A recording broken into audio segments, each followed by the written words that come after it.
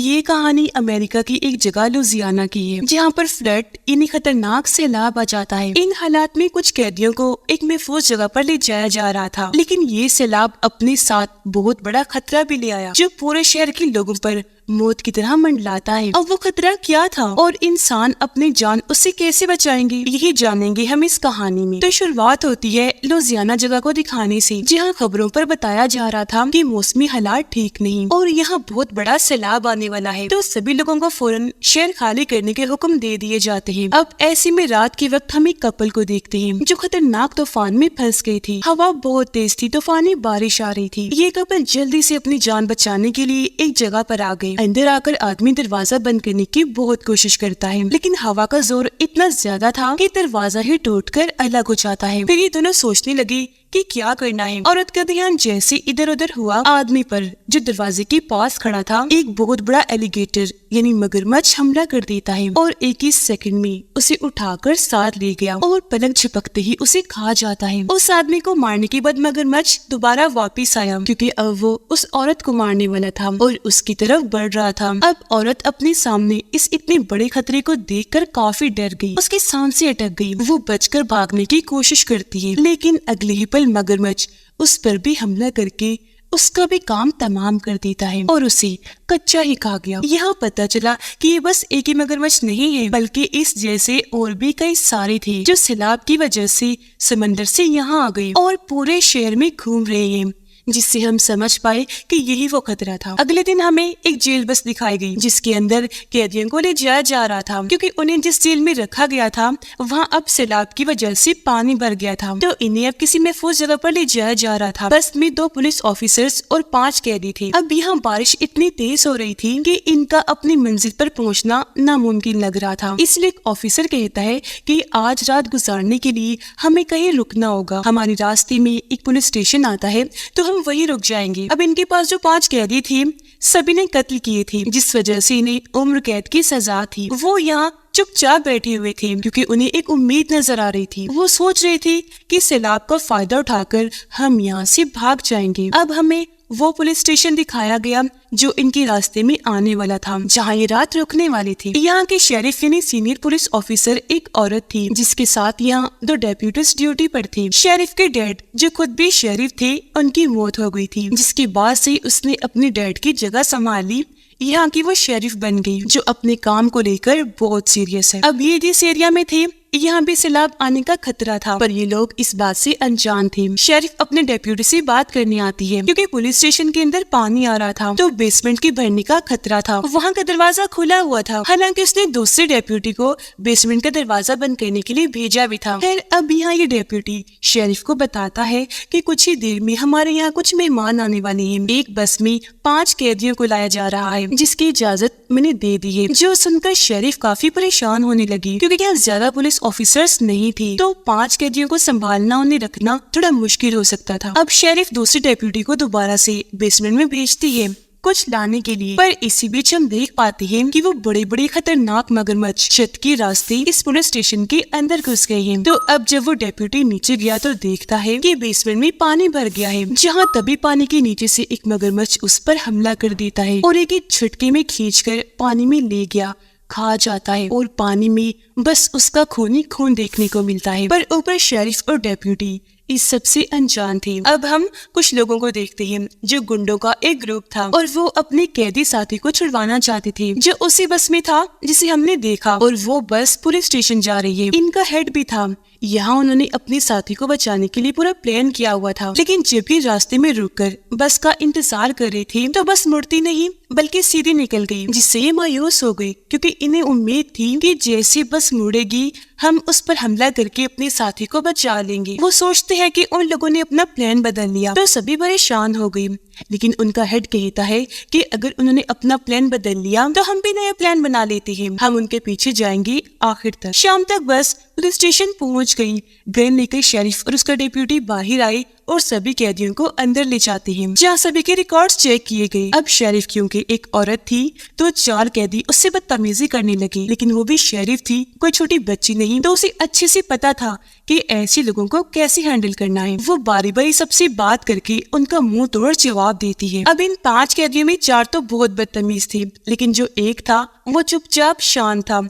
उसका नाम कोड होता है। वो यहाँ कोई बात नहीं करता, आराम से खड़ा रहता है। जो चीज शरीफ ने नोटिस कर ली थी, यह शरीफ इनसे कहती है कि मैं तुम सबको साफ साफ बता देती हूँ, इस सैलाब की वजह से हालात बहुत खराब है, तो आराम से रहना और दुआ करना कि आज रात खैरियत से गुजर जाए। लेकिन हाँ, अगर तुमने कोई होशियारी करने की कोशिश की तो मैं ये भी साफ साफ कह देती हूँ कि तुम्हें जान से मार डालूंगी। जिसके बाद उन सभी को अपने अपने सेल में बंद कर दिया जाता है। अब बाहर गुंडों का ग्रुप इस बस का पीछे करते करते यहाँ पहुँच गया था। वो सोचते हैं कि अंदर ज्यादा सिक्योरिटी नहीं होगी, तो हम अंदर जाएंगे और गन पॉइंट पर अपने साथी को छुड़वा कर ले आएंगे। अब जब शेरिफ और डेप्यूटी अपने ऑफिस वापस आए तो बाहर से वो ग्रुप स्टेशन पर गोलियां चलाना शुरू कर देता है। ये दोनों जल्दी से अलर्ट हो गए, फौरन बेफोज जगह पर जाकर जवाब में गोलियां चलाने लगते हैं। लेकिन इसी बीच गुंडे और उनका हेड अंदर घुस आए। उन्होंने सामने गन्स की हुई थी। यह हेड पूछता है कि यहाँ कितने लोग हैं। अब शेरिफ और डेप्यूटी जहाँ एक जगह छुपे हुए थे, वहाँ से शेरिफ जवाब देती है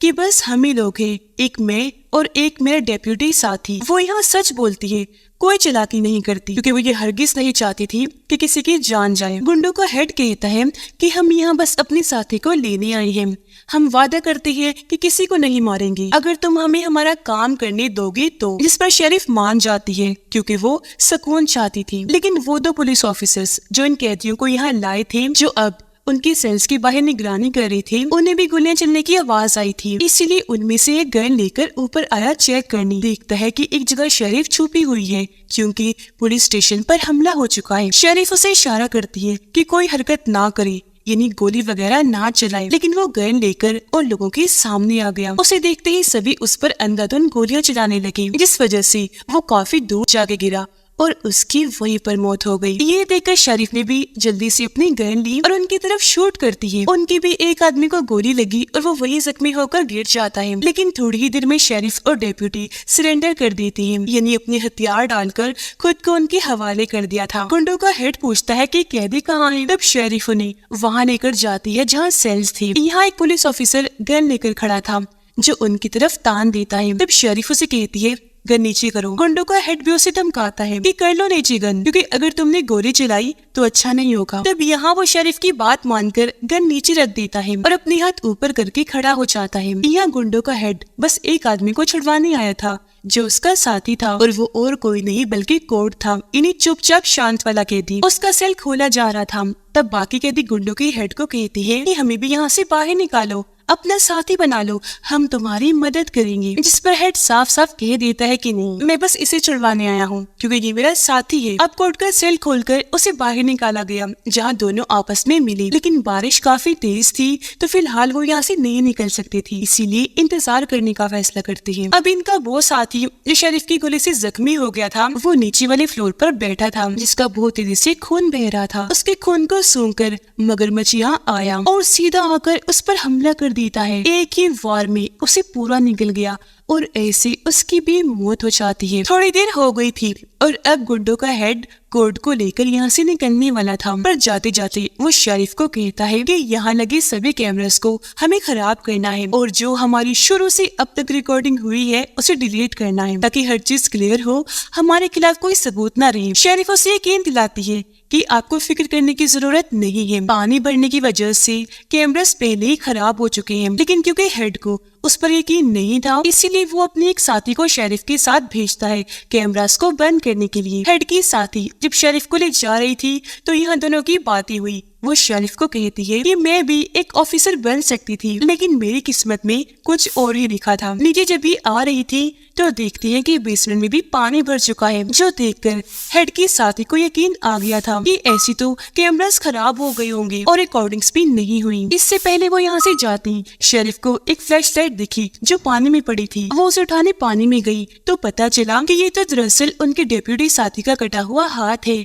جس کے ہاتھ میں وہ فلیش لائٹ ہے۔ یہ دیکھ کر شیرف کافی گھبرا گئی، فوراً ہاتھ کو چھوڑ دیتی ہے، پریشان رہ گئی کہ ایسا کیسے ہو گیا۔ ہیڈ کی ساتھی بھی ڈر گئی، وہ ابھی سوچ رہی تھی کہ تبھی مگرمچھ سیڑھیوں سے نیچے اترتا ہوا وہاں آ جاتا ہے۔ اسے دیکھ کر دونوں کی ہوش اڑ گئی۔ ہیڈ کی ساتھی گن اس کی طرف کرتی ہے، لیکن ڈر کی وجہ سے ٹھیک ٹائم پر شوٹ نہیں کر پائی۔ مگرمچھ ایک دم آ کر اس پر حملہ کر دیتا ہے، اسے کاٹ کر کھینچ کر پانی میں لے گیا اور ایسے اس کی بھی موت ہو گئی۔ یہ دیکھ کر شیرف کافی ڈر گئی، اپنی جان بچانے کے لیے وہاں سے جانے لگی، لیکن وہ اس کی آس پاس ہی تھا۔ اوپر سے پانی کا لیول بھی بڑھتا جا رہا تھا، جس وجہ سے مگرمچھ شیرف کے اور قریب آ گیا۔ تب شیرف اسے دروازے سے دھکیل کر باہر کر کے دروازہ بند کر لیتی ہے۔ اب جب گنڈوں کا ہیڈ نیچے والے فلور پر آیا اپنے زخمی ساتھی کو دیکھنے کے لیے تو وہ وہاں پر نہیں تھا، کیونکہ ہم جانتے ہیں مگرمچھ نے اسے بھی مار دیا۔ اس کا کٹا ہوا سر ہی بس وہاں پانی میں تیر رہا تھا، باقی جسم غائب تھا۔ چلتے چلتے اسے شیرف ملی جو بہت زیادہ گھبرائی ہوئی تھی، پوری طرح ہانپ رہی تھی۔ ہیڈ نے اسے پوچھا کہ میری وہ ساتھی کہاں ہے